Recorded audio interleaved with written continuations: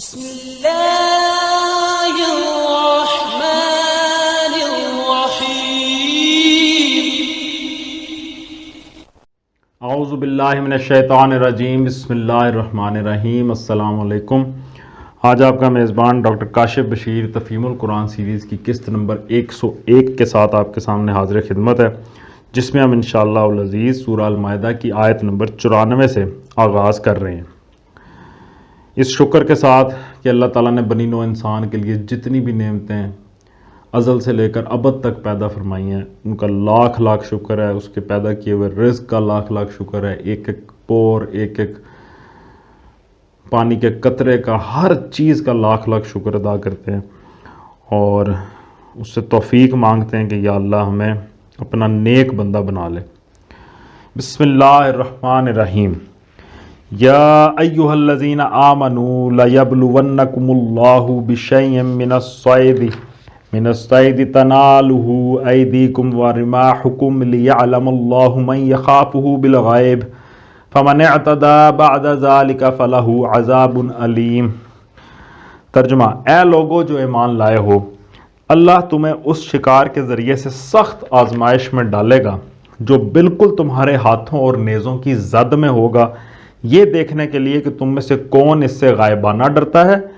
پھر جس نے اس تنبیہ کے بعد اللہ کی مقرر کی ہوئی حد سے تجاوز کیا، اس کے لیے دردناک سزا ہے۔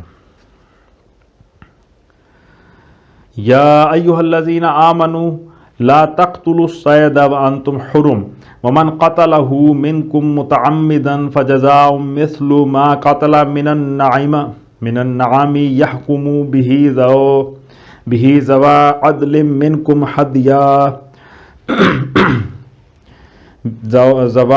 منکم ہدیا بالغ الکعبۃ او کفارۃ طعام مساکین او عدل ذلک صیاما لیذوق وبال امرہ عفا اللہ عما سلف ومن عاد فینتقم اللہ منہ واللہ عزیز ذو انتقام۔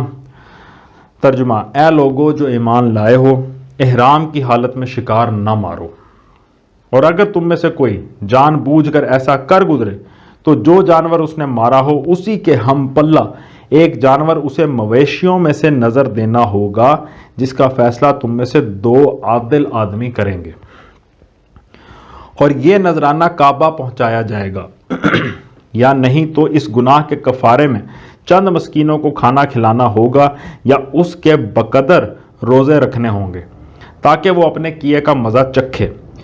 پہلے جو کچھ ہو چکا اسے اللہ نے معاف کر دیا، لیکن اب اگر کسی نے اس حرکت کا اعادہ کیا تو اس سے اللہ بدلہ لے گا۔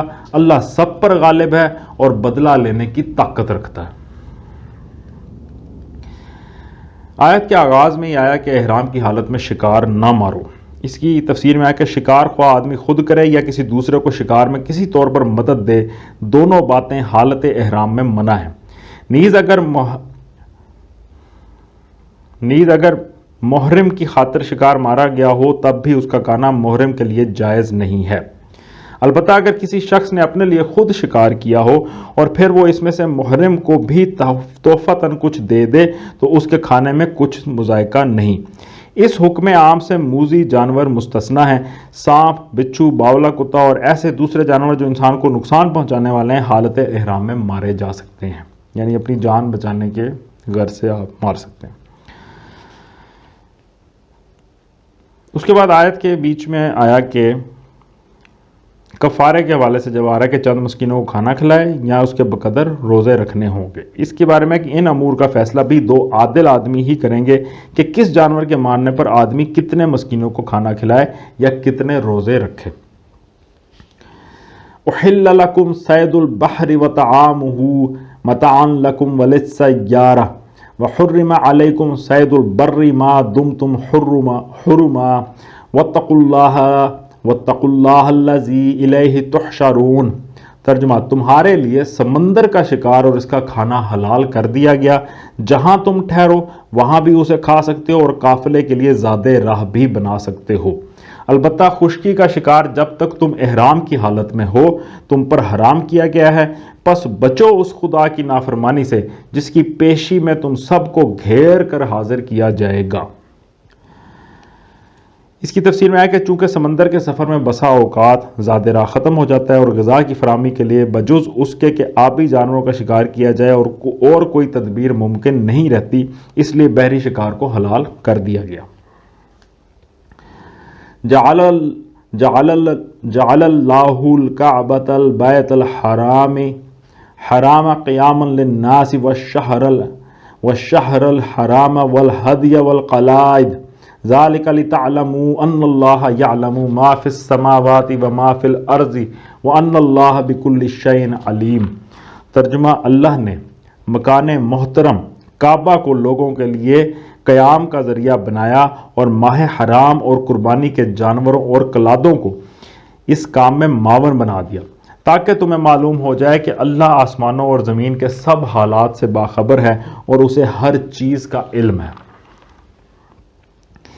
اس کی تفسیر میں آیا کہ عرب میں کعبہ کی حیثیت محض ایک مقدس عبادت گاہ ہی کی نہ تھی، بلکہ اپنی مرکزیت اور اپنے تقدس کی وجہ سے وہی پورے ملک کی معاشی و تمدنی زندگی کا سہارا بنا ہوا تھا۔ حج اور عمرے کے لیے سارا ملک اس کی طرف کھنچ کر آتا تھا اور اس اجتماع کی بدولت انتشار کے مارے ہوئے عربوں میں وحدت کا ایک رشتہ پیدا ہوتا، مختلف علاقوں اور قبیلوں کے لوگ باہم تمدنی روابط قائم کرتے، شاعری کے مقابلوں سے ان کی زبان اور ادب کو ترقی نصیب ہوتی اور تجارتی لین دین سے سارے ملک کی معاشی ضروریات پوری ہوتی۔ حرام مہینوں کی بدولت عربوں کو سال کا پورا 1/3 زمانہ امن کا نصیب ہو جاتا تھا۔ بس یہی زمانہ ایسا تھا جس میں ان کے قافلے ملک کے ایک سرے سے دوسرے سرے تک بسہولت آتے جاتے تھے۔ قربانی کے جانوروں اور کلادوں کی موجودگی سے بھی اس نقل و حرکت میں بڑی مدد ملتی تھی، کیونکہ نظر کی علامت کے طور پر جن جانوروں کی گردنوں میں پٹے پڑے ہوتے تھے انہیں دیکھ کر عربوں کی گردنیں احترام سے جھک جاتی تھیں اور کسی غارت گر قبیلے کو ان پر ہاتھ ڈالنے کی جرت نہ ہوتی۔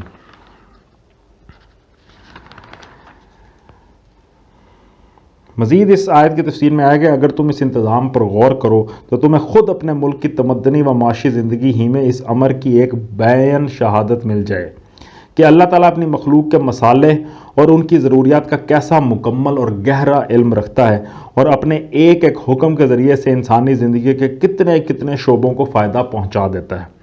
بدامنی کے یہ سینکڑوں برس جو محمد عربی صلی اللہ علیہ وآلہ وسلم کے ظہور سے پہلے گزرے ہیں، ان میں تم لوگ خود اپنے مفاد سے ناواقف تھے اور اپنے آپ کو تباہ کرنے پر تلے ہوئے تھے، مگر اللہ تمہاری ضرورتوں کو جانتا تھا اور اس نے صرف ایک کعبے کی مرکزیت قائم کر کے تمہارے لیے وہ انتظام کر دیا تھا جس کی بدولت تمہاری قومی زندگی برقرار رہ سکی۔ دوسری بے شمار باتوں کو چھوڑ کر اگر صرف اسی ایک بات پر دھیان کرو تو تمہیں یقین حاصل ہو جائے کہ اللہ نے جو احکام تمہیں دیے ہیں ان کی پابندی میں تمہاری اپنی بھلائی ہے اور ان میں تمہارے لیے وہ مصلحتیں پوشیدہ ہیں جن کو نہ تم خود سمجھ سکتے ہو اور نہ اپنی تدبیروں سے پورا کر سکتے ہو۔ اعلموا ان اللہ شدید العقاب وان اللہ غفور الرحیم۔ ترجمہ، خبردار ہو جاؤ، اللہ سزا دینے میں بھی سخت ہے اور اس کے ساتھ بہت درگزر اور رحم بھی کرنے والا ہے۔ ما علی الرسول الا البلاغ واللہ یعلم ما تبدون وما تکتمون۔ ترجمہ، رسول پر تو صرف پیغام پہنچا دینے کی ذمہ داری ہے، آگے تمہارے کھلے اور چھپے سب حالات کا جاننے والا اللہ ہے۔ قل لا يستوي الخبيث والطيب ولو أعجبك كثرة الخبيث فاتقوا اللہ یا اولی الالباب لعلکم تفلحون۔ ترجمہ، اے پیغمبر صلی اللہ علیہ وآلہ وسلم، ان سے کہہ دو کہ پاک اور ناپاک بہرحال یکساں نہیں ہیں، خواہ ناپاک کی بہتات تمہیں کتنا ہی فریفتہ کرنے والی ہو۔ پس اے لوگو جو عقل رکھتے ہو، اللہ کی نافرمانی سے بچتے رہو، امید ہے کہ تمہیں فلاح نصیب ہوگی۔ تفسیر میں آیا کہ یہ آیت قدر و قیمت کا ایک دوسرا ہی معیار پیش کرتی ہے جو ظاہر میں انسان کے معیار سے بالکل مختلف ہے۔ ظاہر بین نظر میں 100 روپے بمقابلہ 5 روپے کے لازماً زیادہ قیمتی ہیں کیونکہ وہ 100 ہیں اور یہ 5۔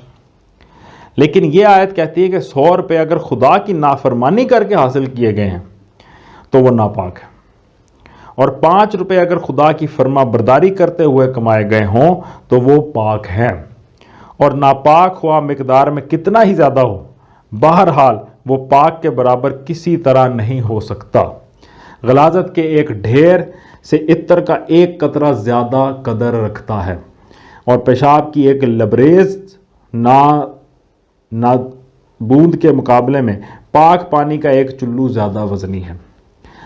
لہٰذا ایک سچے دانش مند انسان کو لازماً حلال ہی پر قناعت کرنی چاہیے، خواہ وہ ظاہر میں کتنا ہی حقیر و قلیل ہو، اور حرام کی طرف کسی حال میں بھی ہاتھ نہ بڑھانا چاہیے، خواہ وہ بظاہر کتنا ہی کثیر و شاندار ہو۔ سبحان اللہ، صدق اللہ العلی العظیم۔ الحمدللہ آج ہم نے سورہ المائدہ کی آیت نمبر 100 تک کا ترجمہ اور تفسیر پر غور کرنے کی کوشش کی ہے، اور اللہ تعالیٰ سے دعا ہے کہ اللہ تعالیٰ ہمیں حلال و حرام کو سیریس لینے اور اس کو سمجھنے کی توفیق عطا فرمائے، اور ان چیزوں کو اپنی زندگیوں میں اڈاپٹ کرنے، لوگوں کو سمجھانے اور ان کاموں میں لگے رہنے کی توفیق عطا فرمائے، کیونکہ یہ لیگیسی ہمیں ٹرانسفر کرنی ہے آگے اپنے اولاد تک، ہمیں یہ پہنچانا ہے۔ کسی طریقے سے ہم کمزور رہ گئے تو شاید کوشش کریں تو ہماری اولادیں اس میں بڑھ چڑھ کے حصہ لیں، تو اس چیز کو ہمیں سوچنا ہے، اس کو پرائرٹی میں لانا ہے، یہ بہت ضروری ہے۔ اللہ تعالیٰ ہمیں عمل کی توفیق عطا فرمائے۔ اسی دعا کے ساتھ آپ سے اجازت چاہیں گے، اپنا بہت خیال رکھیں۔ آپ لوگوں کا بہت بہت شکریہ۔ اللہ حافظ۔